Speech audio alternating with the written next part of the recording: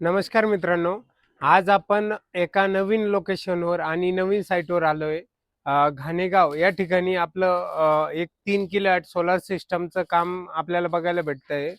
तर या ठिकाणी आपण जे स्ट्रक्चर बनवलेलं आहे हे जीपी पाईपमध्ये बनवलेलं आहे. त्याच्यानंतर बघू शकता या ठिकाणी खाली ब्लॉकचं पण काम आताच्या कंडिशनला पूर्ण झालेलं आहे.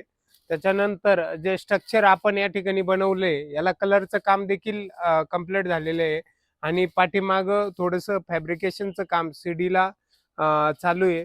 त्याच्यानंतर या साईटवरती आपण जे सोलार मॉड्यूल यूज केलेले आहे तर या ठिकाणी वारी कंपनीचे 540 वॅट पीकचे सोलार मॉड्यूल या साईटवरती यूज केलेले आहे आणि या बाजूला आपण इथं ग्राउंडवर 3-3 फूट जागा सोडून जी DC एले आणि लाइटनिंग अरेस्टरची अर्थिंग करणार आहे आणि इथे जिन्यामध्ये आपण यांचं जो इन्व्हर्टर आहे एक्स वॅटचा 3.6 किलोवॅटचा तो इन्स्टॉल केलेला आहे आणि आपण इथे 3.6चा एक्स वॅट 10 वर्ष वॉरंटी असलेला इन्व्हर्टर यूज केलेला आहे.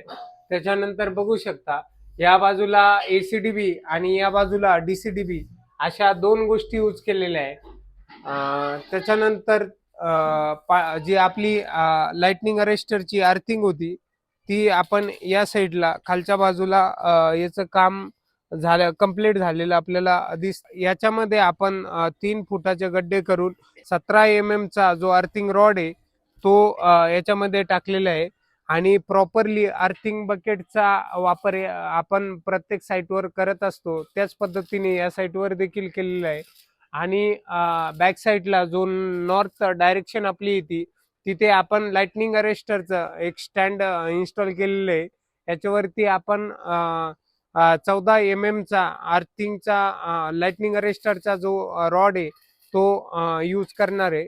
प्रत्येक बाजूला ज्या ठिकाणी आपल्याला पॅरापिट वॉल किंवा एक्सटर्नल साईडचा जो सपोर्ट असतो तो भेटतो त्या ठिकाणी आपण जे आपले लेग असतात फ्रंट लेग बॅक लेग तर त्यांना हा मध्ये एक आपण 50x50चा पाईप यूज करून सपोर्ट या ठिकाणी देत असतो जेणेकरून या स्ट्रक्चरला एक्स्ट्राची मजबूती भेटावी आणि याच्यामध्ये कुठेही म्हणजे प्ले राहू नये किंवा हे स्ट्रक्चर हलू नये त्यासाठी आपण या गोष्टी प्रॉपरली करत असतो.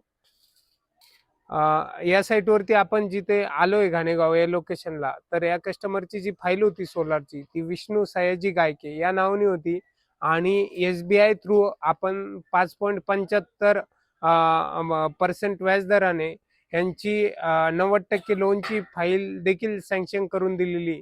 ज्यावेळेस आपली फाईल सँक्शन झाली त्यावेळेस आपण हे काम या ठिकाणी चालू केलेलं आहे आणि प्रत्येक कस्टमरला म्हणजे ज्यांना सोलार इन्स्टॉल करायचे असते त्यांना प्रश्न पडतो की जे फाईल आपण बनवतो बँक फाईल तर याची सर्व प्रोसिजर कोण करतं आणि त्यासाठी काय काय डॉक्युमेंटची आपल्याला आवश्यकता असते. तर ह्या सर्व डॉक्युमेंट घेऊन ही प्रोसेस आमच्या ऑफिस थ्रूच कंप्लीट केली जाते आणि याला आपण Aadhaar PAN bank passbook email ID mobile number light bill आणि जागेचा जो पुरावा असतो घराची मालकी कोणाच्या नावाने 8चा उतारा आपण ज्याला बोलतो किंवा नमुना नंबर 16 किंवा नमुना नंबर 8 या गोष्टी आपण त्याला बँकेला देत असतो. तर एवढ्या डॉक्युमेंटवरती आपलं 90% सोलारचं जे लोन आहे ते सँक्शन होत असतं. बाकीचं जे कोटेशन वगैरे या गोष्टी ज्या लागतात त्या आमच्या थ्रू बँकेला प्रोव्हाइड केल्या जातात आणि या सोलारचा जो व्याजदर आहे हा कमीत कमी म्हणजे तुम्ही होम लोन किंवा कार लोन जर बघितलं तर यापेक्षा जो व्याजदर कमी आहे तो सोलारचा पडतो आपल्याला. त्याच्यामुळे 99% कस्टमरला मी एकच सजेस्ट करेल की तुम्हाला जर पॉसिबल असेल तर तुम्ही सोलारच्या लोनचा नक्की बेनिफिट घ्या आणि 90% लोन तुम्ही बँके थ्रू करून घ्या. नॅशनलाइज बँकेतून आपल्याला 90% लोन यांचे भेटत असते आणि 78,000 रुपये 3 किलोवॅट पर्यंत आपल्याला गव्हर्नमेंट सबसिडी पण याच्यामध्ये देत असतं रेसिडेन्शियल प्रोजेक्टसाठी. कमर्शियलसाठी कुठल्याही प्रकारची सबसिडी आपल्याला भेटत नाही. पण रेसिडेन्शियलच्या तुलनेत जो कमर्शियल प्रोजेक्टचा कॉस्टिंग आहे ते आपल्याला कमी प्रमाणात जाते, कारण आपण रेसिडेन्शियल प्रोजेक्टमध्ये DCR मॉड्यूल यूज करतो. DCR म्हणजे डोमेस्टिक कंटेंट रिक्वायरमेंट, आणि जे कमर्शियल प्रोजेक्टमध्ये आपण जे मॉड्यूल यूज करतो ते नॉन DCR मॉड्यूल यूज करतो. त्याच्यामध्ये काय असतं की नॉन DCR म्हणजे आउट ऑफ कंट्रीमधून जो मटेरियल परचेस केलेला असतो, तर त्या मटेरियलची जी कॉस्टिंग असते, सेलची जी कॉस्टिंग असते ती कमी जाते. त्या तुलनेत जी मॅन्युफॅक्चर जी मेड इन इंडिया असतं त्याची कॉस्टिंग जास्त असल्यामुळे या रेसिडेन्शियल प्रोजेक्टची कॉस्टिंग आपल्याला वाढून बघायला भेटते.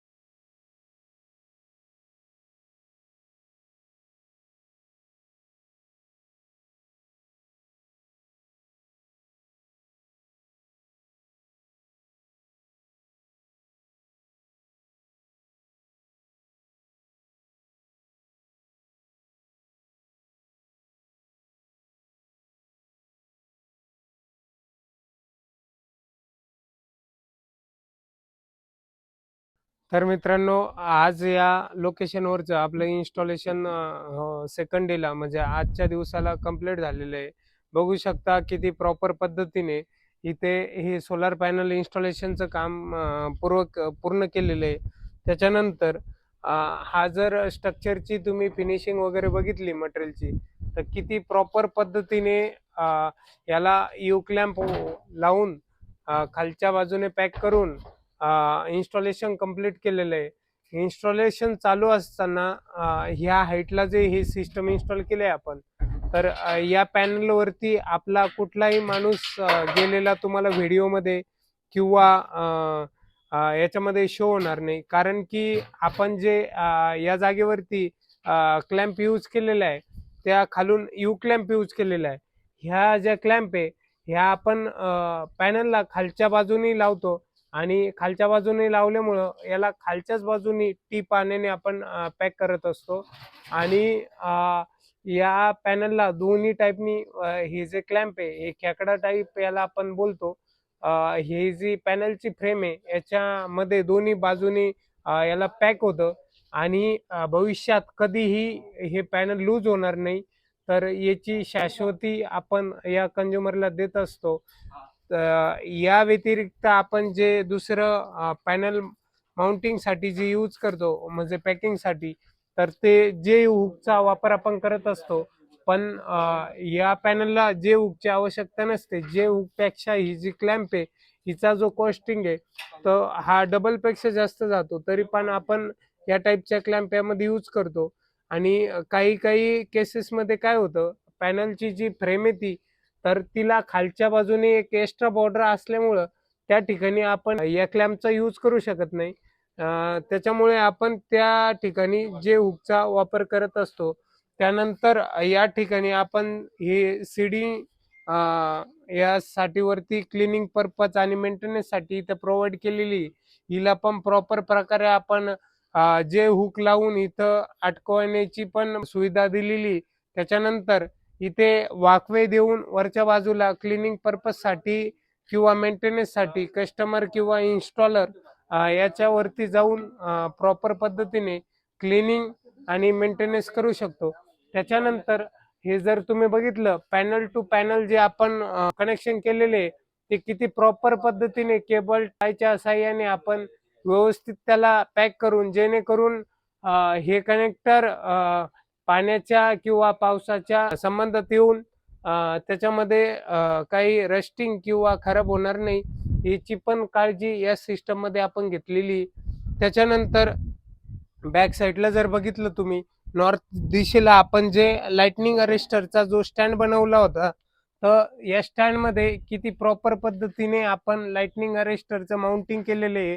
आणि तिथून खाली जी लाइटनिंग अरेस्टरची केबल आलेली तिला प्रॉपर GI क्लॅम्पचा वापर करून या स्ट्रक्चर मध्ये पॅक केलेले आहे. त्याच्यानंतर ही जी वायरिंग या भिंतीद्वारे जी याला गेली ग्राउंडला आणि DC वायरिंग जी इन्व्हर्टर पर्यंत गेली, तर हिला किती प्रॉपर पद्धतीने double nail U clamp PVC U क्लॅम्पच्या साह्याने आपण ही व्यवस्थितरित्या माउंट करून घेतलेली आहे. त्याच्यानंतर हे जे स्ट्रक्चर आहे प्रॉपर हाईटचा याच्यामध्ये यूज करून हे जे खाली ओपन स्पेस कस्टमरला आपण प्रोव्हाइड केलेला आहे. या स्ट्रक्चर खाली पाण्याची टँक पण किती व्यवस्थितरित्या आपण कव्हर केलेली आहे. आणि योग्य प्रकारे जागेचं युटिलायझेशन करून हे सोलार सिस्टम या ठिकाणी इन्स्टॉल केलेले. पूर्व दिशेला यांचा जो टेरिस रूफ होता तो पण आपल्याला बघायला भेटतो. पण त्या टेरिस रूफच्या हाईटपेक्षा स्ट्रक्चरची हाईट जास्त घेऊन आपण योग्य प्रकारे याच्यामध्ये हाईटचं मेजरमेंट घेऊन शॅडो फ्री एरियामध्ये या स्ट्रक्चरचं इन्स्टॉलेशन प्रॉपर पद्धतीने इन्स्टॉल केलेलं आहे. आणि आता जर मधल्या बाजूला आपण बघितलं तर काल आपण इथे इन्व्हर्टर आणि ECDP DCDP जे माउंट केले होते त्याची वायरिंगचं काम आपलं पेंडिंग होतं. आता जर आपण बघितलं तर हे पूर्णपणे कंप्लीट झालेलं आहे. त्याच्यानंतर या इन्व्हर्टर मध्ये आपल्याला एक रेड कलरचा हा लाईट जे इंडिकेशन असतं ज्यावेळेस या इन्व्हर्टरला AC सप्लाय नसतो त्यावेळेस आपल्याला इथं रेड कलरचं इंडिकेशन शो होतं. इन केस जर सोलर सिस्टम काही काळानंतर किंवा काही वेळानंतर जर बंद पडलं तर आपल्याला या इन्व्हर्टर मध्ये सेम इंडिकेशन बघायला भेटेल. त्याच्यानंतर जे या इन्व्हर्टर मधील रीडिंग असेल किंवा युनिट असेल ते कंटिन्यू आपल्याला स्टेबल बघायला भेटेल. आणि जे जनरेशन मीटर असेल त्याच्यामधलं पण रीडिंग आपल्याला स्टेबल बघायला भेटतं. या कंडिशन मध्ये प्रत्येक सोलार कस्टमरनी या गोष्टीची खात्री असायला हवी. आणि अशा कंडिशन मध्ये त्यांच्या वेंडर लोकांना जो इन्स्टॉलर आहे EPC आहे त्यांना कॉल करून या गोष्टीचं इंटिमेशन द्यायला पाहिजे, जेणेकरून तुमचा याच्यामध्ये कुठल्याही प्रकारचा लॉसेस होणार नाही आणि तुम्हाला पुन्हा इलेक्ट्रिसिटीचे बिल भरायची पाळी येणार नाही. तर या गोष्टी कस्टमरनी लक्षात ठेवायला पाहिजे. त्याच्यानंतर या बाजूला आपण DCDB आणि या बाजूला ACDB अशा 2 गोष्टी इन्स्टॉल केलेल्या आहे आणि किती प्रॉपर पद्धतीने फिनिशिंग मध्ये आपण हे काम केलेले आपल्याला बघायला भेटतंय. आता आपल्या व्हिडिओमध्ये जे लास्ट पॉइंट राहिलाय, आपण अर्थिंग कशा प्रकारे या लोकेशनला केली ते पुढे बघू. अर्थिंगचं जे इन्स्टॉलेशन आहे हे आपल्याला बघायला भेटतंय. जे अर्थिंगचं आपण कनेक्शन केलेलं आहे त्याच्यामध्ये आपण प्रॉपरली केबल लगचा वापर करून एसएचच्या ज्या नट बोल्टच्या साह्याने आपण ही अर्थिंग या रॉडला, जो कॉपर बॉन्डेड रॉड या ठिकाणी यूज केलेला आहे 17.2 mm चा, त्याला कनेक्ट केलेली. त्याच्यानंतर याला प्रॉपर जो बकेट येतो, अर्थिंग पिट कव्हर आपण ज्याला बोलतो, त्या बकेटच्या साह्याने आपण त्याला प्रॉपरली कव्हर करून एक मार्किंग पण याच्यामध्ये भेटते आणि प्रॉपर अर्थिंगची सेफ्टी पण याच्यामध्ये राहते. त्याच्यानंतर या अर्थिंग टू अर्थिंग आपण प्रॉपरली 2.5 ते 3 फुटाचा याच्यामध्ये गॅप ठेवलेला आहे आणि किती योग्य प्रकारे या ठिकाणी आपण या अर्थिंगचं पण इन्स्टॉलेशनचं काम केलेलं आहे हे आपल्याला बघायला भेटतंय. या ठिकाणी आपण टोटल 3 अर्थिंग केलेलं आहे. एक एले म्हणजे लाइटनिंग अरेस्टरची, एक DC अर्थिंग डायरेक्ट करंट आणि एक AC अर्थिंग अल्टरनेट करंट. अशा या सोलर सिस्टममध्ये 3 अर्थिंग कंपल्सरी प्रत्येक ठिकाणी असतात आणि या तिन्ही अर्थिंग आपण वेगवेगळ्या प्रॉपर डिस्टन्स ठेवून करत असतो. त्याच्यानंतर तुम्ही जर अर्थिंगची केबल बघितली, किती प्रॉपर पद्धतीने आपण याचं फिनिशिंग डबल नेल प्लॅस्टिक PVC क्लिपच्या साह्याने खाली ग्राउंड केलेली ती पण आपल्याला बघायला भेटते. या ठिकाणी आपण जे इथे जनरेशन मीटर आणि नेट मीटरचं इन्स्टॉलेशनचं काम पूर्ण करणार आहे. तर या मीटरसाठी आपण जी केबल या PVC पाईप मधनं आणलेली आहे, तर ही केबल आपल्याला इथे बघायला भेटते. आज या कस्टमरच्या ज्या फाईल असतात, आपण RTS पोर्टल आणि नॅशनल पोर्टलला जे अपलोड करतो त्याच्यावरती आज कस्टमरचं सिग्नेचर झालेले आहे. उद्या ही फाईल डिस्कॉम ऑफिसला सबमिट होते. त्याच्यानंतर कस्टमरची 2-4 दिवसामध्ये रिलीज ऑर्डर जनरेट होते. रिलीज ऑर्डर जनरेट झाल्यावरती या कस्टमरला जी मीटर इन्स्टॉलेशनसाठी जी परमिशन असते ती भेटते आणि 2-3 दिवसानंतर त्याच्यानंतर या कस्टमरचे मीटर येऊन या ठिकाणी इन्स्टॉल होते. मीटर इन्स्टॉल झाल्याच्या नंतर 30 ते 40 दिवसाच्या आत कस्टमरची सबसिडी जे बेनिफिशरी अकाउंट असतं त्यांचं, त्या अकाउंटला व्यवस्थितरित्या 78,000 रुपये जमा होते 3 किलोवॅटसाठी. 2 किलोवॅटसाठी सबसिडी 60,000 रुपये जमा होते. 1 किलोवॅटसाठी 30,000 रुपये असते.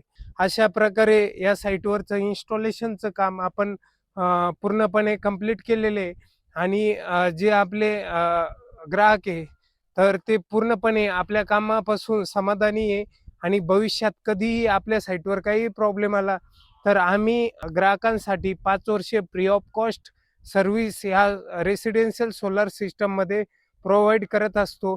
अशाच नवनवीन व्हिडिओसाठी नॉलेजसाठी सोलारच्या आपल्या चॅनेलला सबस्क्राईब करा, लाईक करा आणि शेअर करा. धन्यवाद.